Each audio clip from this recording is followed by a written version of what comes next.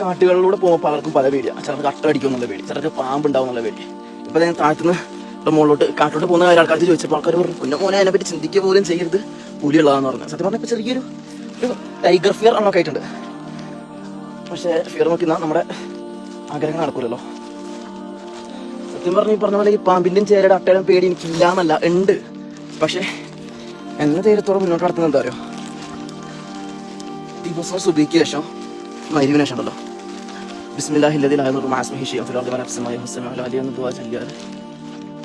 ഒന്നിനും പേടിക്കേണ്ട ആവശ്യമില്ല. പക്ഷെ ഇവിടെ എന്തോ പേടിക്കേണ്ടിയിരിക്കുന്നു. നമ്മൾ നടന്ന് കാട് മൊത്തം ഫോറസ്റ്റ് മനുഷ്യന്മാരും തൂക്കി വഴി വിട്ട് കളിച്ചില്ല. ട്രക്ക് ചെയ്ത് എവിടെയോ എത്തി. പക്ഷെ നല്ല രസമുണ്ട് ഇവിടെ നിന്നാണ്.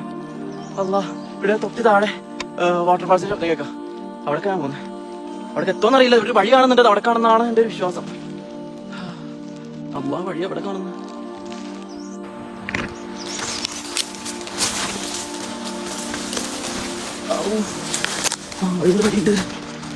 4 മണിക്കൂറത്തെ ട്രക്കിങ്ങിന് ശേഷം അല്ലാ, അതെ മനുഷ്യന്മാര് നടക്കുന്നൊരു വഴിയുണ്ട്.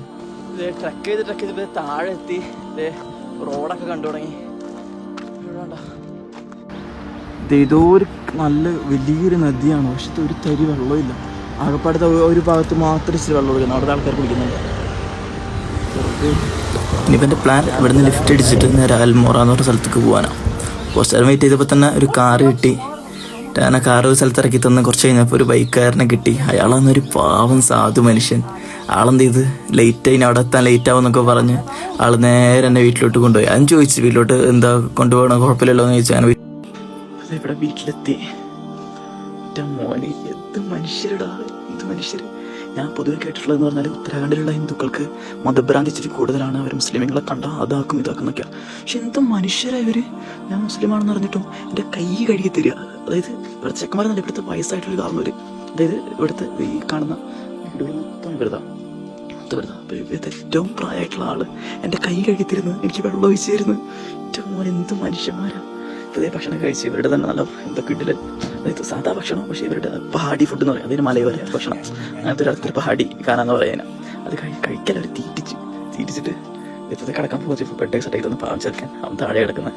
എന്നിട്ട് എന്നെ മോളിൽ കയറ്റി കിടത്തിക്കുക. ഇനിയിട്ട് എന്താ വെച്ചാൽ ഞങ്ങൾ കുറേ അതായത് ഇരുട്ടിലാണ് കയറി വന്നത്. ഒരുപാട് കയറിയാണ് ഇപ്പോൾ ടോപ്പിലെത്തിയത്. അപ്പോൾ അവിടെ എന്തെങ്കിലും ഉണ്ടാവും. അതായത് ഇവിടെ നിന്ന് നാളെ രാവിലെ അറിയാം ഇവിടുത്തെ വ്യൂ എന്താണ്. ശരി, അസ്സലാമു അലൈക്കും.